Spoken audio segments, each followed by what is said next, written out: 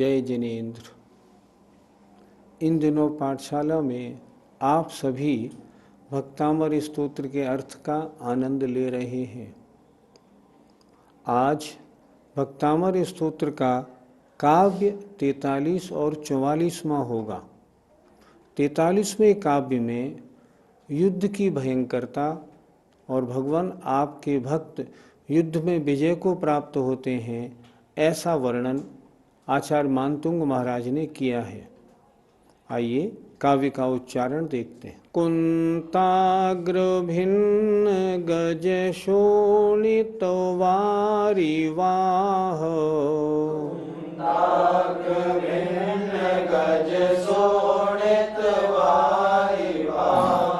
वेगावतार तरणातुर योध भीमे,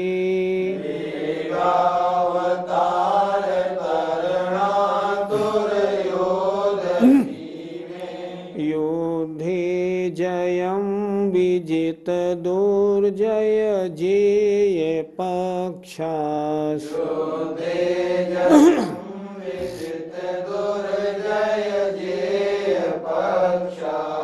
त्वत्पाद पंकजवनाश्रयिणो लभन्ते,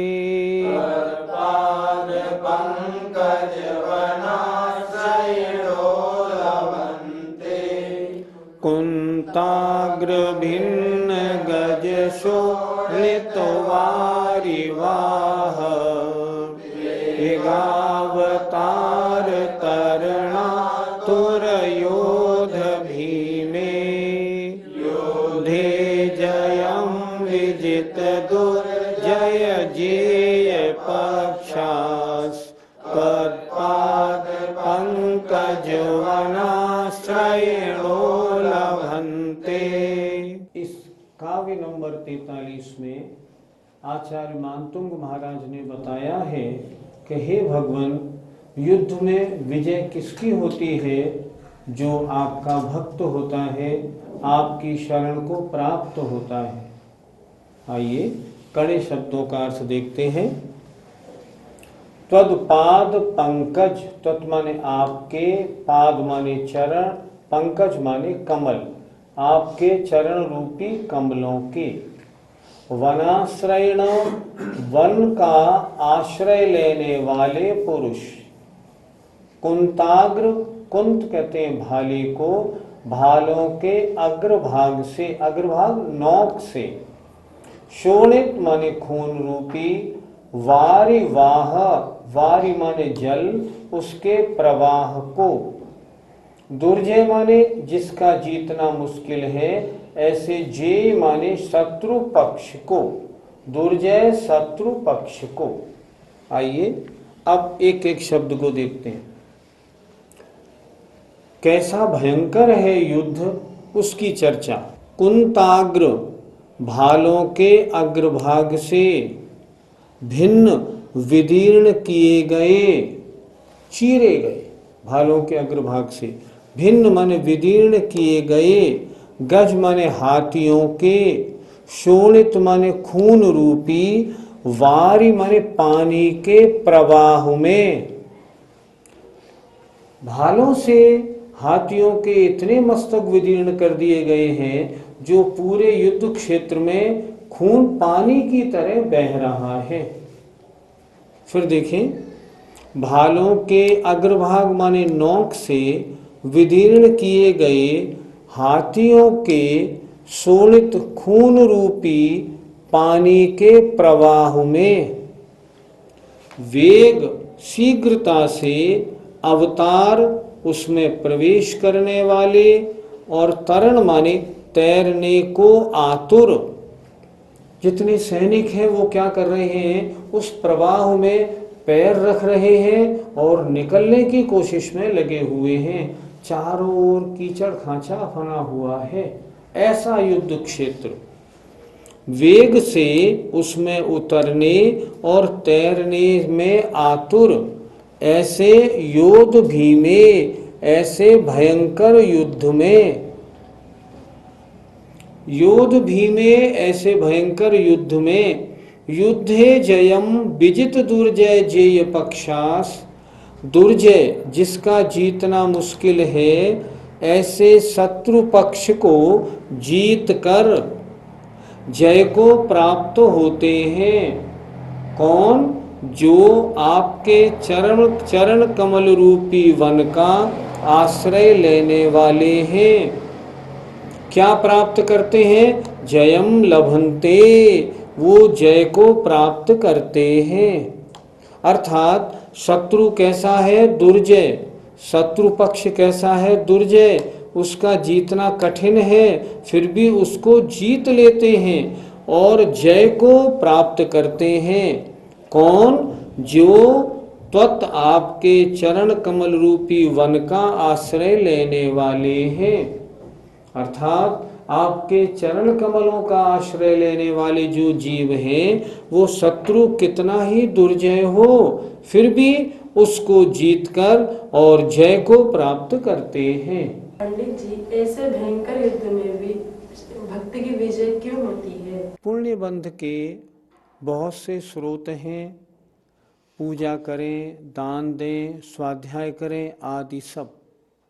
तो जो भगवान का भक्त भगवान की पूजा या भगवान के नाम स्मरण में, भगवान को अपने हृदय में विराजमान करने में दक्ष होते हैं, ऐसे जो भक्त होते हैं वो 700 पुण्य का बंध करते।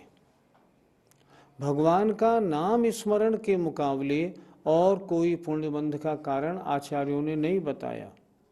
तो जो भगवान का नाम स्मरण करने वाले होते हैं वे पुण्यशाली होते हैं।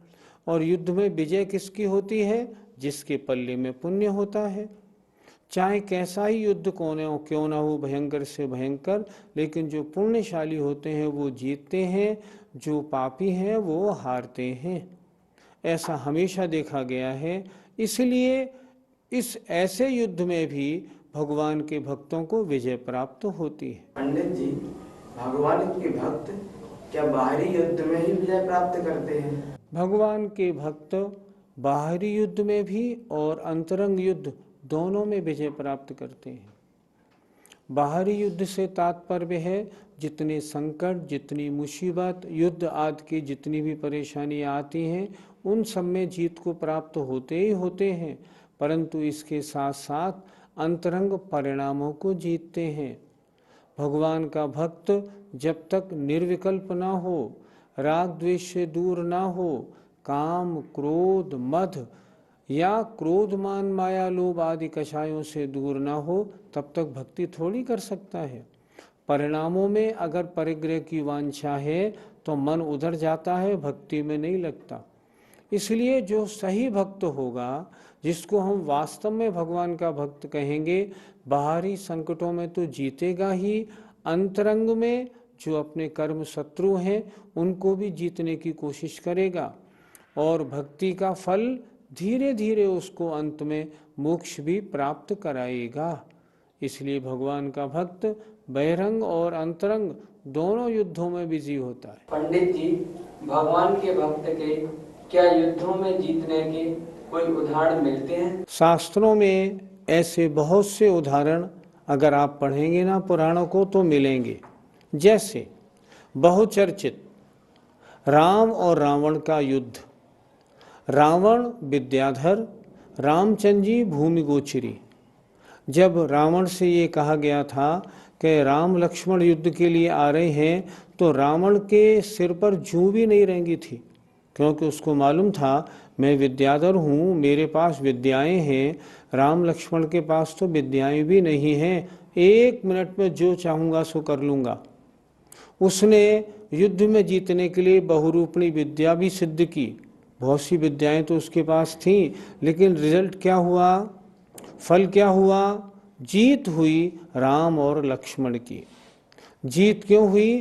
क्योंकि रामचंद्र जी और लक्ष्मण ने पूर्व भाव में भगवान के स्मरण और तपस्चरण के द्वारा महान 700 पुण्य का बंध कर रखा था।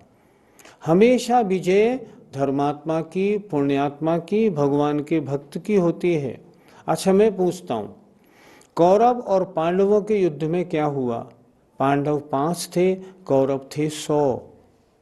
भयंकर युद्ध हुआ, निष्कर्ष क्या निकला? जीत पांडवों की हुई। क्यों हुई? पांडव न्यायपूर्ण थे, पांडव प्रभु के भक्त थे, उन्हें गलत काम बुरे मालूम पड़ते थे, उन्हें प्रभु भक्ति में बड़ा मन लगता था उनका। जब भी संकट आता था बस वो तो प्रभु नाम ही स्मरण करते थे। तो हमेशा जब भी युद्धों का प्रसंग शास्त्रों में आता है, जीत किसकी होती है? पुण्यशाली की। मरण किसका होता है? जो पापी होता है, धर्म से दूर होता है, उसका मरण होता है। रावण ने गलत काम किया, उसको मरना पड़ा। राम लक्ष्मण जी ने तपश्चरण प्रभु भजन आदि किए, उनकी जीत हुई। 43वें काव्य में चर्चा इस बात की थी कि हे भगवान, जो आपके भक्त होते हैं वे युद्ध में विजय प्राप्त करते हैं। इस 44वें काव्य में आचार्य ने बताया है कि आपका भक्त अगर कोई समुद्री यात्रा कर रहा हो तो कैसा ही संकट उपस्थित हो जाए, भगवान उसकी यात्रा निर्विघ्न पूरी होती है। आइए इस काव्य का उच्चारण देखते हैं। अम्भो निधौ क्षुभित भीषण नक्र चक्र,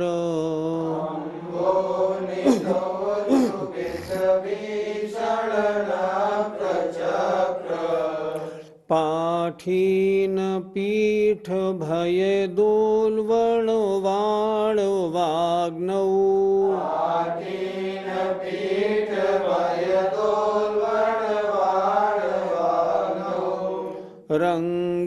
रंगतरंग शिखर स्थित यान पात्रास,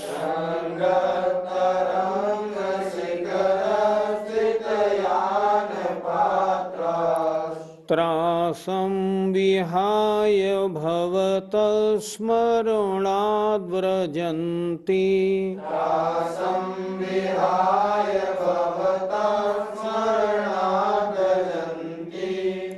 अम्भो निधौ क्षुभित भीषण नक्र चक्र,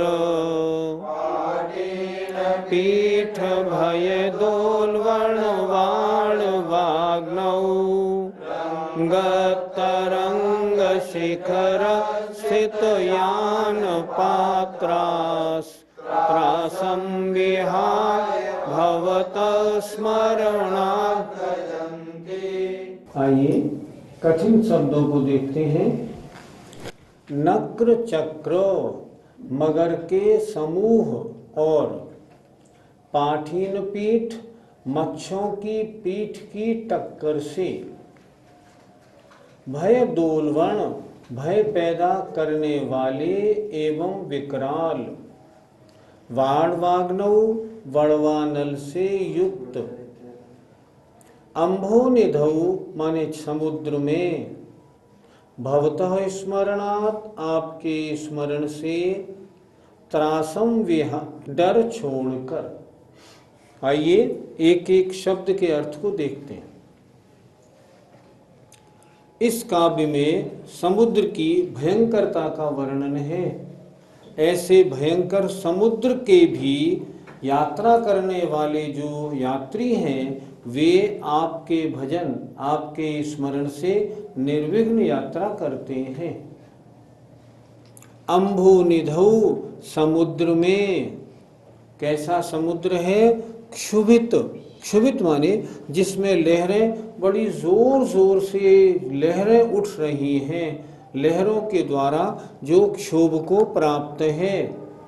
भीषण भयंकर, नक्र चक्र अर्थात मगरमच्छों के समूह से व्याप्त है, और पाठीन पीठ उन मगरमच्छों की पीठ की टक्करों के कारण जिसमें भय उत्पन्न हो रहा है।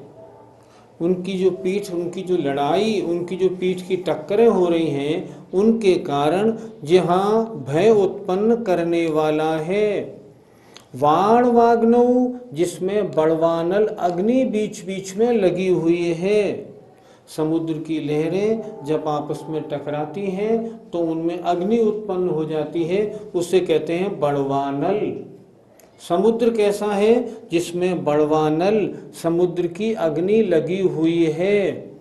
ऐसे अम्भोनिधौ, भगवान ऐसा समुद्र, ऐसे भयंकर समुद्र में, समुद्र की भयंकरता का वर्णन है। फिर देखें कैसा समुद्र है? क्षुभित हवा के कारण, तूफान के कारण, जिसमें बड़ी ऊंची ऊंची लहरें उठ रही हैं, उसके कारण जो समुद्र क्षोभ को प्राप्त है, बड़ा भयंकर है और नक्र चक्र मगरमच्छों से भरा हुआ है।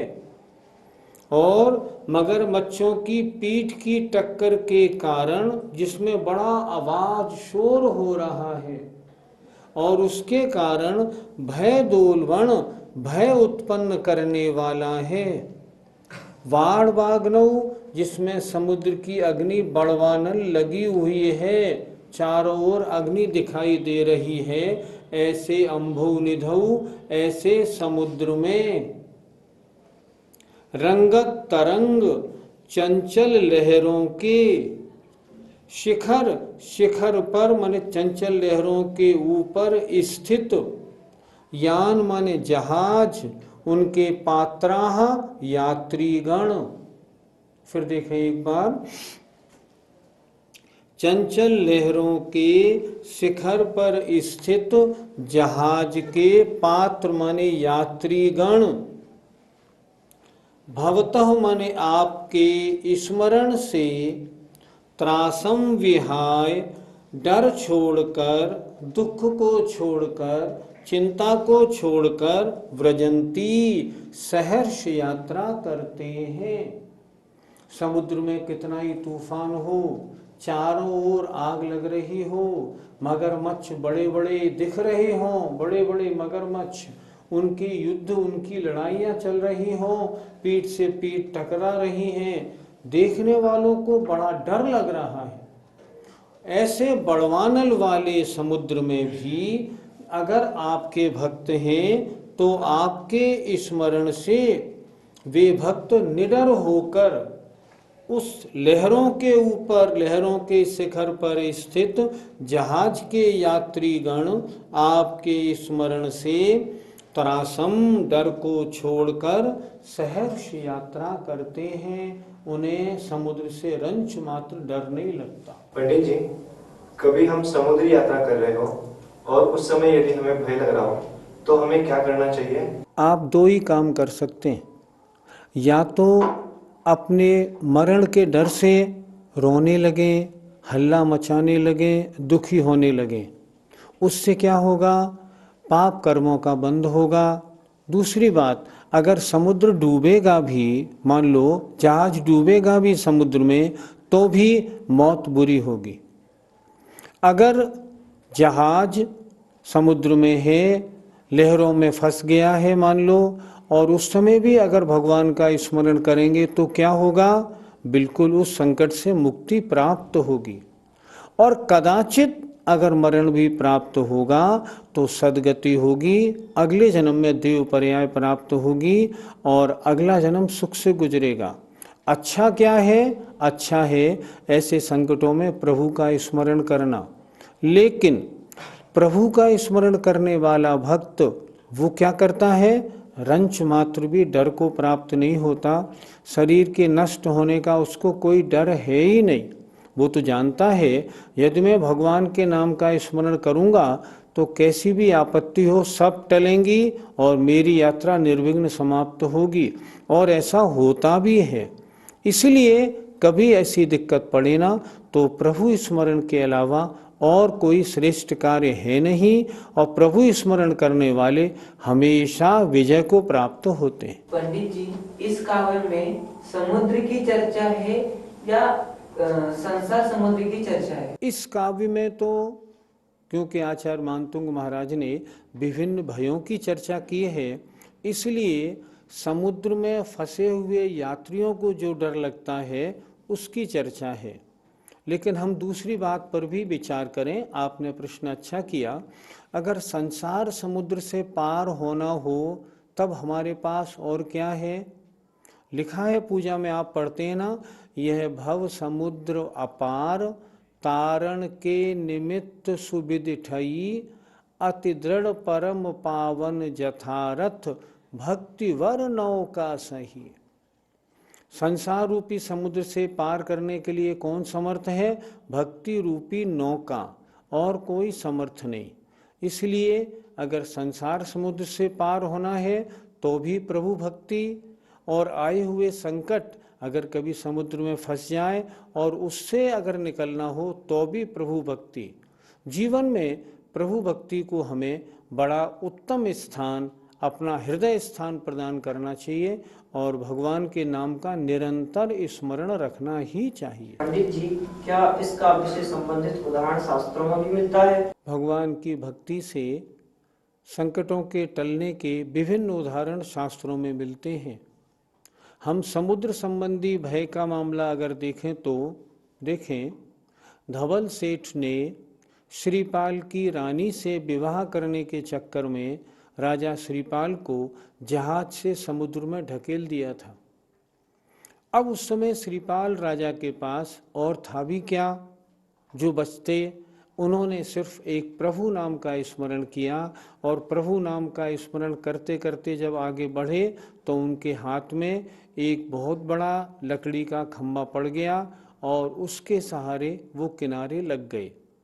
लेकिन किनारे लगने के बाद भी क्या हुआ, जहाँ वो किनारे पे पहुँचे वहाँ कुछ लोग उनका इंतज़ार कर रहे थे, और वे उनको वहाँ से सीधे राजमहल में ले गए, और राजा ने उनको अपना युवराज बना लिया। तो यहाँ भी आप देखें, पहली बात समुद्र में गिरे, समुद्र में भगवान का स्मरण किया, उससे क्या लाभ हुआ?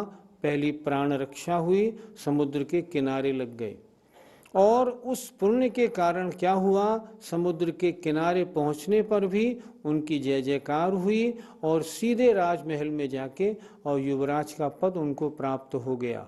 भगवान के भक्त करने वाला, भगवान की भक्ति करने वाला कैसे भी संकट सामने आ जाए, सब में विजय को प्राप्त होता है। हमें इन भक्तामर के इन काव्यों को पढ़ के ये निर्णय बनाना चाहिए कि जीवन में हमारे जब भी कोई संकट आएंगे हम हमेशा प्रभु भजन का आश्रय लेंगे, अन्य नहीं। आजकल हमने बहुत से लोगों को देखा, जब भी कोई संकट आता है तो बहुत से लोग नवग्रह की पूजा के चक्कर में फंस जाते हैं, बहुत से लोग काल सर्प योग के चक्कर में पड़ जाते हैं, बहुत से लोग देवी देवताओं के चक्कर में पड़ जाते हैं। अरे ये सारे कार्य तो पाप को बढ़ाने वाले हैं, इनसे तो हमारा संकट और उल्टा बढ़ता है। अतः कैसा भी संकट आए, हमको एक ही मार्ग है जो हमें आचार्यों ने बताया है। संकट से पार करने के लिए आप सिर्फ प्रभु स्मरण करें, बजाय नवग्रह की जाप देने के भगवान के नाम की जाप दें। हमारे पास अनमोल नमोकार मंत्र है, इस नमोकार मंत्र से बड़ा कोई मंत्र विश्व में है ही नहीं। जब भी कोई संकट आए किसी भी प्रकार का, हमें चाहिए हम नमोकार मंत्र का जाप करें, निश्चित रूप से आपको उन संकटों से मुक्ति मिलेगी। इस प्रकार जो जीव समुद्र के संकटों में या अन्य संकटों में फंस जाते हैं, वे भगवान के नाम स्मरण मात्र से सहर्ष यात्रा करते हैं अथवा उन संकटों को पार करते हैं। हमने इन काव्यों के अर्थ को समझा है, हमें ये धारणा पक्की बनानी चाहिए, संसार में जब भी संकट आएंगे हमारे पास एक ही आश्रय है, प्रभु नाम, और हम प्रभु नाम का ही सहारा लेंगे। आइए, जय जिनेंद्र।